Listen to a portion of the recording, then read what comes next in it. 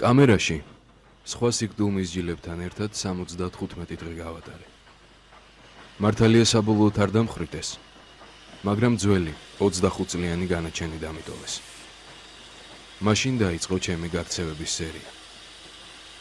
გამოხდა ხანი და კიდევ ერთი დახვრეტა დავიმსახურე. ყველა ჩემი სასჯელი ერთად რომ შეეკრიბათ, პატიმრობის 83 წელი გამომივიდოდა.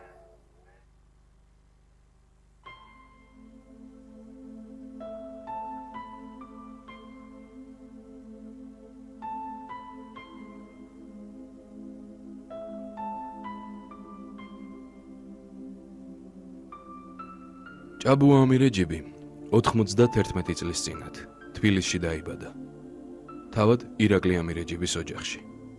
დედა მარიამი, ასევე სახელოვანი ნაკაშიძეების გვარის შვილი გახლდათ. ბუნებრივია, რომ წითელი ტერორის მძვინვარებისას 1927 წელს ირაკლი ამირეჯიბი დააპატიმრეს, გამოძიების დროს დაიღუპა. მისი მეუღლე კი გულაგის გზას გაუყენეს. 1953 წელს დააპატიმრეს ჭაბუაც, არალეგალური სტუდენტური ჯგუფის თეთრი გიორგის წევრობისათვის. ჩეკამ მათი საქმიანობა პოლიტიკურ შეთქმულებად მონათლა და ავად სახსენებელი 58 მუხლი მიუსადაგა. მოსამართლეებმა 25 წლიანი პატიმრობა მიუსაჯეს, მაგრამ პროკურორებს სასჯელი ეცოტავათ და განაჩენი გაასაჩივრეს. ორთვე ნახევარი ელოდა ჭაბუა ამირეჯიბის სიკვდილ მისჯილთა კამერაში ბედის წერას. საბედნიეროდ ტრიბუნალმა პროკურატურის კასაცია არ დააკმაყოფილა და 23 წლის ჭაბუკი დახვრეტას გადაურჩა. ბანაკიდან სამჯერ გაიქცა. მესამედ, როცა სხვისი პასპორტით ბელორუსიას შეაფარა თავი, ხის გადამამუშავებელ ქარხანაში ბრიგადირად მოეწყო. გინდ დაიჯერეთ, გინდ არა, ცოტა ხანში ქარხნის დირექტორიც კი გახდა. სასწაული არც ამით დასრულებულა. მალე დირექტორი ევროპაში მივლინებით გააგზავნეს. არადა საფრანგეთში საბჭოთა ხელისუფლებისაგან ლტოლვილი ნახევარი სანათესაო ეგულებოდა. გაემგზავრა გერმანიაში და დათქმულ დროს უკან საბჭოთა კავშირში დაბრუნდა. რატომ? ქართველია და იმიტომ. უცხოეთიდან დაბრუნებული კარგი მუშაობისათვის მალე შრომის წითელი დროშის ორდენზე წარადგინეს. საბუთების გადამოწმების დროს აღმოჩნდა, რომ წარმატებულ ქარხანას გაქცეული კატორხელი მართავდა. ბუნებრივია, ჭაბუა გულაგში დააბრუნეს.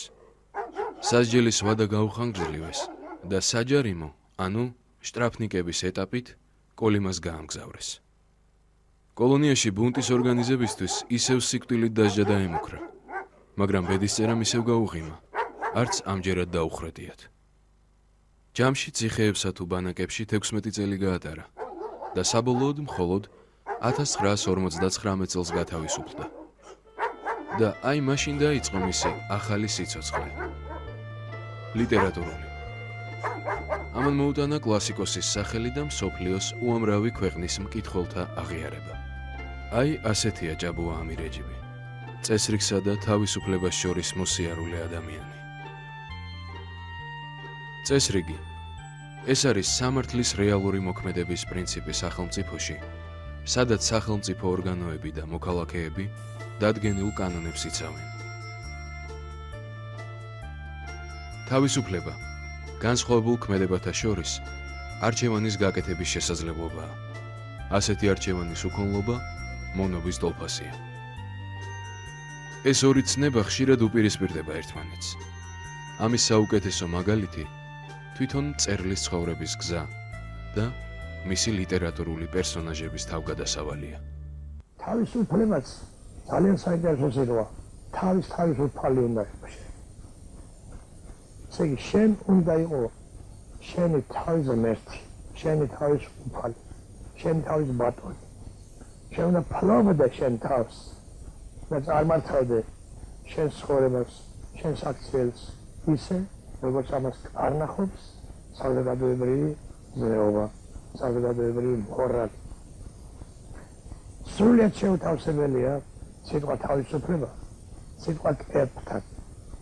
კერპის მიმდევარი და მონა გახდები თუ არა, არაფერი საერთო თავისუფლებასთან არ გაქვს, იმიტომ რომ შენი თავის უფალი კი არ ხარ, შენი თავის უფალი იქ სადღაც სავალდეში ზის. ყოველგვარი დიქტატურა, ყოველგვარი ძალმომრეობა და ძალადობა ადამიანს ამონებს და ადამიანს ასრის ყველანაირ დადებით თვისებას. ადამიანი ხდება ხმა, ადამიანი ხდება უფალი თავისი სისუსტეების. ეს საარქივო კადრებია 20 წლის წინათ გადაღებული. თითქოს არაფერი შეცვლილა, იგივე მყუდრო სადგომი, იგივე მოფიქრალი ადამიანი. სამწუხაროდ, გადატანილი ოპერაციის შემდეგ ბატონი ჭაბუა ვერ მეტყველებს. გარე სამყაროსთან დიალოგისათვის ის საგანგებო დაფას, ტაბულას იყენებს. წერლობა ბავშვობიდანვე დამყვა, მაგრამ ცხოვრებამ უკეთრო ვთქვათ ბოლშევიკურმა წყობილებამ მარგუნა გამოცდილება. არსებობის ცოდნა მომცა. მიმაჩნია, რომ წერალი ხატავს იმ ადამიანს, რომელიც ცხოვრებამ თავად ჩამოაყალიბა. უფრო ზუსტად რომ ვთქვათ, წერალი აღწერს იმას, რითაც თავად დააჯილდოვა ცხოვრების გამოცდილებამ, დანახულმა აწმყომ, წარსულის აღქმამ და შესაძლოა ცოტათი ნაწინასწარმეტყველებმა მომავალმაც.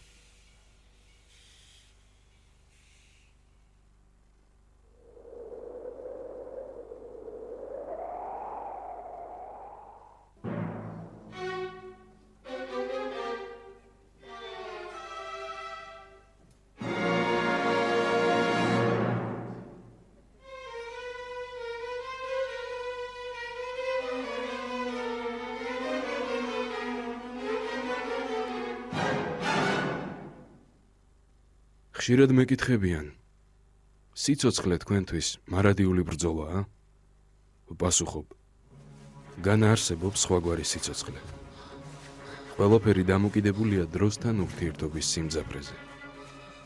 ჩემს შემთხვევაში ვგულისხმობ არსებულ წყობასთან ბრძოლის 4 და ბანაკებსა თუ ჩეკისტებისგან მიმავლობაში გატარებულ 16 წელს. ამ ვითარებაში როგორ უნდა მეცხოვრა, თუ არა მუშტებს შეკრულს.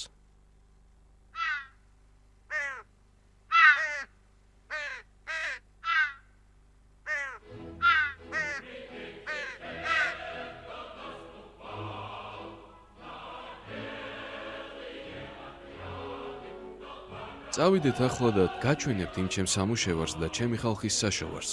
ისაა მაღარო და იქ მუშაობს ჩემი ხალხი.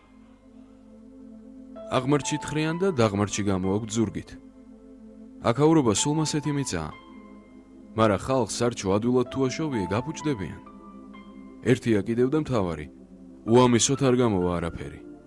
იმედი. იმედი თუ აქვს ხალხს, ზედმეტს არ გაივლებს გულში არაფერს და იქნება ბედნიერად. მივადექით ჭას. ბოძე კაი მოზრდილი ზარი ეკიდა. ზარის ენაზე წაბმული ბაწარი ჭაში იყო ჩაშვებული. ჭაში კაცი იჯდა და ეჭირა ხელში ბაწრის მეორე ბოლო. რას აკეთებს ამ სიღრმე ჭაში მაგდალოცვილი? იმედს აკეთებს. იმ ხალხის იმედს. ხალხი გაღმა გამოქვაბულში რომ თხრის, მათი ხრელი აქ მოვა, ამ ჭაში და მის იმედზე არიან. ისინი ხრელი თუ სულ უფრო ცილდება ამ ჭას და აღმარჩი იწევს. რანაირად გამოვა გამოღმა და რანაირად გამოიხედავს ჭაში. არც გამოღმა გამოვა და არც ჭაში გამოიხედავს. 100 საჟენზე რომ მოაწევს ხრელი, გაიგებს ზებო. გაიგებს თუ არა და ჩამოკრავს ზარს. ყრუ არისო, ასე არ თქვი? თქვი. მერე ყრუ თუა, რას გაიგონებს ეგუბედური?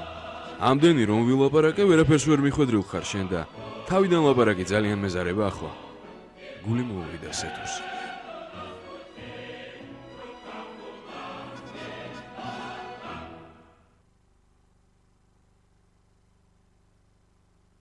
ყოველთვის და ყოველნაირი ადამიანის მხარეზე ვერც მე და ვერც ვინმე იქნება. ადამიანს გააჩნია.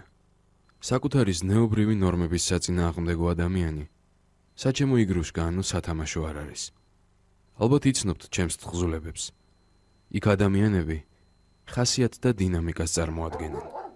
მაგრამ ის მაინც უნდა აღვნიშნო, რომ მძაფრად უარყოფითი ხასიათი არ შემეთხზვია.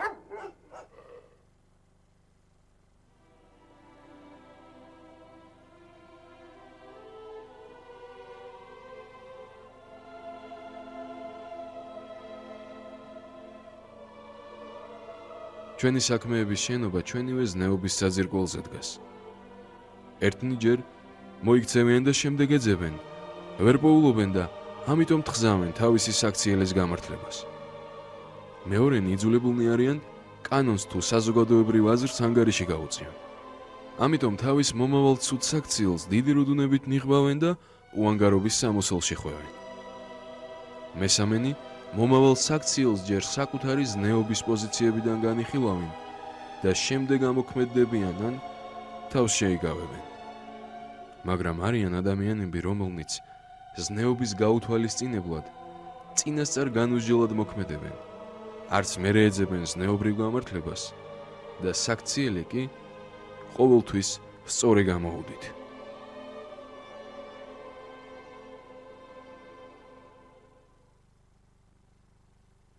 პირადად მე, მიუხედავად იმისა, რომ სხვაგვარი კანონი ვერ წარმომიდგენია და სწორედ მისი უმართებულო გამოყენების გამო დამჩაგრა ცხოვრებამ, ჯერა, რომ კაცობრიობა თუ მანამდე ჩვენი პლანეტა კოსმიურმა კატასტროფამ არ შეყვება, მართებულ გადაწყვეტას ამ პრობლემისას მაინც მიაღწევს.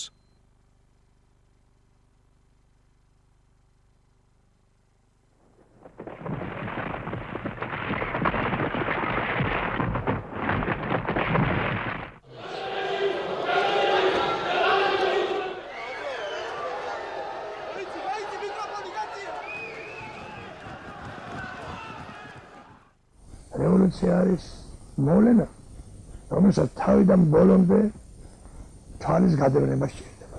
წინააღმდეგ შემთხვევაში ვერავით არ სწორ დასკვნებს ადამიანი ვერ გამოიტანს. საუბედუროდ არც ერთ რევოლუციის შემდეგ ნორმალური არაფერი არ ხდება. ესე იგი ის ვინც ჩაიგდებს ძალაუფლებას ხელში, ის განაგრძობს სახელმწიფოს მართვას და რა თქმა უნდა განაგრძობს ძალადობისა და ტერორის მეშვეობით და საფუძველზე. სიაღმატებულება საქართველოს პრეზიდენტი ბატონი მიხეილ სააკაშვილი. ქართველი ადამიანის ცხოვრება რთული და უვარგისი იმიტომ არის განა, რომ ჩვენი ასე წოდებული სახელმწიფო ძლიერია. ჩვენი ერის ხელმძღვანელად თვითწოდებულის მიერ გამოყენებული მართვის ხერხი და ფორმა უვარგისი და დემაგოგიაზე დამყარებულია. ყოველივე ეს განპირობებულია ერთი კაცის უკვდავების წყურვილით.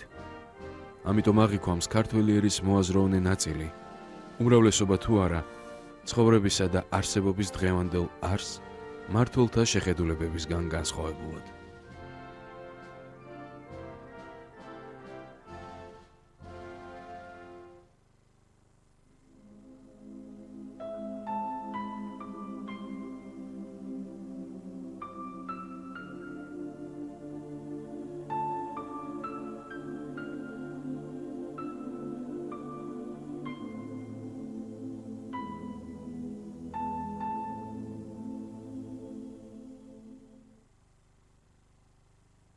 დრო არ ცვლის ადამიანს. ადამიანი იგივეა, რაც იყო საუკუნის წინ. იცვლება მხოლოდ გარემოებები, რომლებზეც ის რეაგირებს. ყველაფერი, რასაც ვხედავ, წინასწარ გამსჭვრეთ, ან ვიცი წარსულის გამოცდილებით. იმ კაცობრიობის არსებობის პროდუქტად მიმაჩნია, რომელსაც თავად ვეკუთვნი. ადამიანის მიმართ მე არასოდეს გამცრუები აიმედები, რადგან ყველაფერს ადამიანურს ბუნებრივ მოვლენად მივიჩნევ.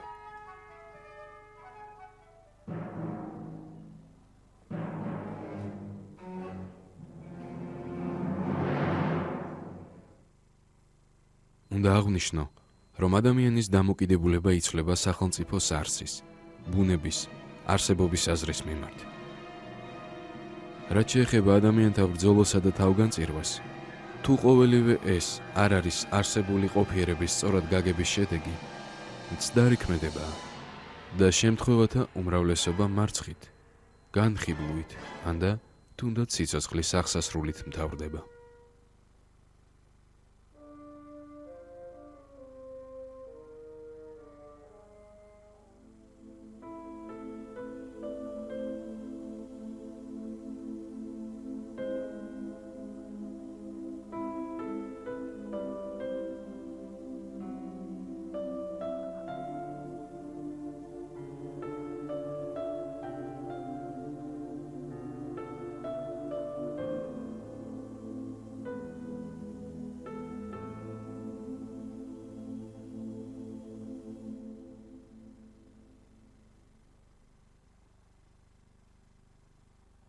საქართველოს დაცვა მისი სულიერების დაცვას გულისხმობს. სახელმწიფო სულიერებაში რაც იგულისხმება, საყოველთაოდ ცნობილია და ჩემი დაწვრილებითი პასუხი არ ამგონია საჭირო იყოს. მაინც მოგახსენებთ. ჩვენი დასაცავია წარსული, აწმყო, მომავალიც. ანუ რაც შეგვიქმნია, რანიც ვართ. უნდა დავიცვათ ამჟამად არსებული და მომავლისთვის მზადყოფი კულტურა, ადათ-წესები, კეთილგონიერი დამოკიდებულება გარე სამყაროსგან. ყველაფერი იმისგან და იმ გვარისგან, რაც ქართულ აზრსა და ბუნებას ოდნავ მაინც შებღალავს.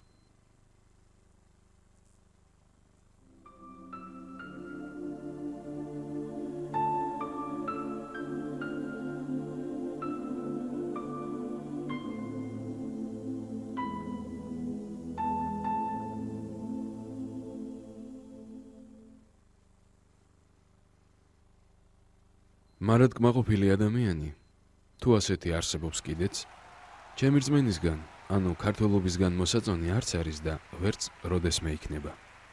საბჭოთა ხელისუფლებას ვერ ვეგუებოდი, რადგან იგი ეროვნულურად მიმაჩნდა. პირველ პრეზიდენტთან უთანხმოება პირად ადამიანურ შეხედულებათა განსხვავებულობის გამო მქონდა.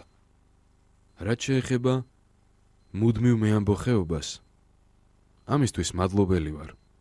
რადგან კაცობრიობას და მათ შორის ქართველ ერთ ციცკნაერს თუ რამ შეუქმნია სახელდობრ ადამიანის მეამბოხეობას ეკუთვნის, უკეთ ვთქვათ, არსებულით დაუკმაყოფილებლობას. ჩვენ ახლა იმ გზაზე ვდგევართ, რომელსაც პირობითად შეიძლება დაერქვას გზა შინისკენ. აი გულისხმება. აქ გულისხმება ჩვენი დამოუკიდებლობა, ჩვენი სუვერენიტეტი, ჩვენი მომავალი იმ ზომით ეძლიერება, რომ არავისი გვეშინოდეს და ვაივაგლახად ხელი არავინ წაგვატანოს. გზა შინისკენ არის კიდევ სულიერი გზა იმ შინისკენ, რომელიც ჩვენ როდესაც გვქონდა მაღალი მეომრივი თვისებები, სისუფთავე, სულის სისუფთავე, წმენა.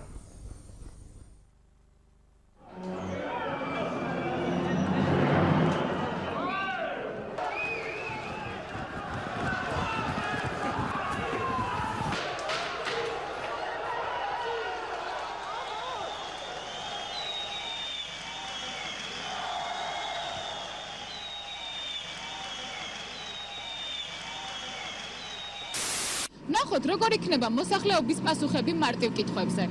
ვინ არის დედაენის ჭავჭავაძე. აკაკი წერეთელი ხო? თუ იცით, ვინ არის დედაენის ავტორი? არ იცით? არა. ვინ დაარსა ქალაქი თბილისი? ჩემისად მე არ არის. ვინ დაწერა დედაენა? ვინ დაწერა დედაენა? ილი. ბატონო? ილია.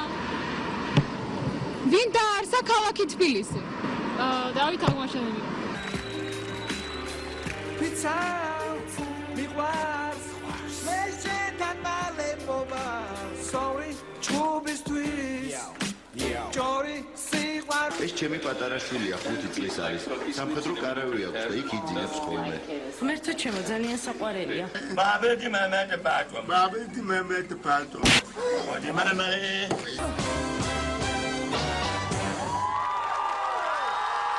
ნანგა და თიგო და ნანგა აი სახიფათო ნომერი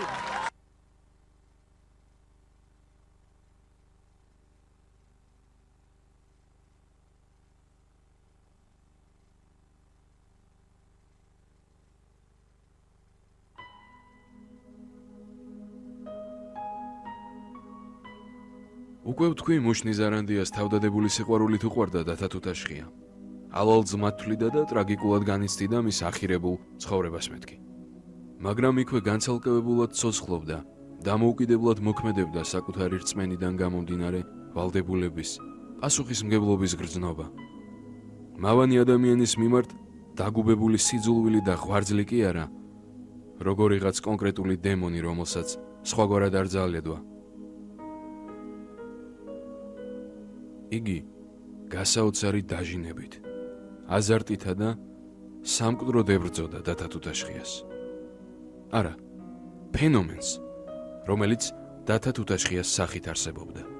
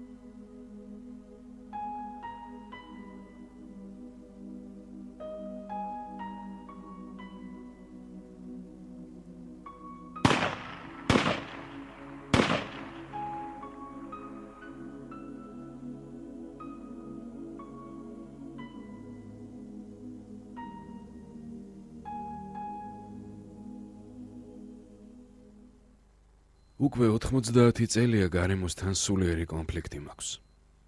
ყოველი ახალი ხელისუფლება, ახალი იდეოლოგია ძალადობდა ჩემზე და ცდილობდა გადავერწმუნებინე ყველაფერში, რაც ჩემს წინაპრებს წამდათ, რაც მე თავად მწამდა, რამაც მე წინაპრებისკენ მიბიძგა.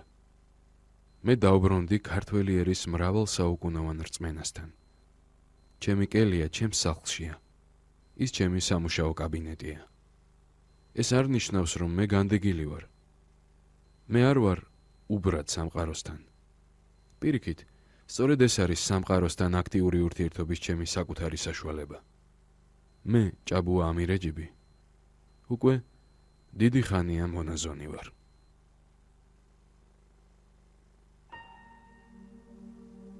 რეალური ჭაბუა ამირეჯიბი და გამოგონილი დათა თუთაშხია. ორივე უბრალოებას ქადაგებს და დისკომფორტს განიცდის, როცა გვერდით მყოფნი ცხოვრობენ მარტივად, მაგრამ საშინლად. სამყარო კი გახლეჩილია. უმცირესობა განაგებს და არაფრად აგდებს კანონებსა თუ ნორმებს. უმრავლესობა კი დამოკიდებულია ამ კანონებსა და ნორმებზე და თანაბარ არსებობისათვის შესაფერის პირობებს ითხოვს.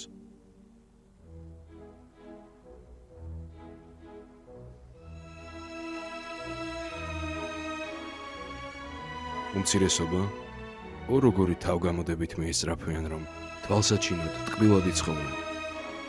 როგორი მოხიბლულნი არიან თავიანთი ახალი სცენით, ნაკურდალით მოპოვებული ბრწყინვალებით, უცხოურ ფილმებში რომ უნახავთ და დიდი ხანი შენათრობდნენ.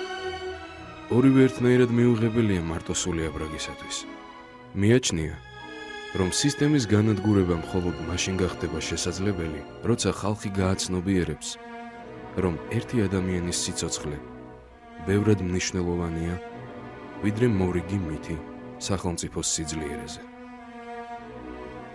საკუთარი ღირსების შეგნება, საკუთარი ეული ხმის შეცნობა მიგვიყვანს ნელ-ნელა იმ აზრამდე, რომ თავისუფლება უმრავლესობისთვისაც კი თანასწორ უფლებიანობაზე გაცილებით მაღლა დგას. აი, ასეთი პეიზაჟი ჩანს დღეს 91 წლის ასკეტის უკან. აი ჭაბუა ამირეჯიბი, პოლიტიკურ ბანაკებში მოხეტიალე ყარიბი, ორჯერ სიკვდილ მისჯილი, სამჯერ გაქცეული და შინ დაბრუნებული კატორღელი. აი კაცი, დიდებული მწერალი და ადამიანი.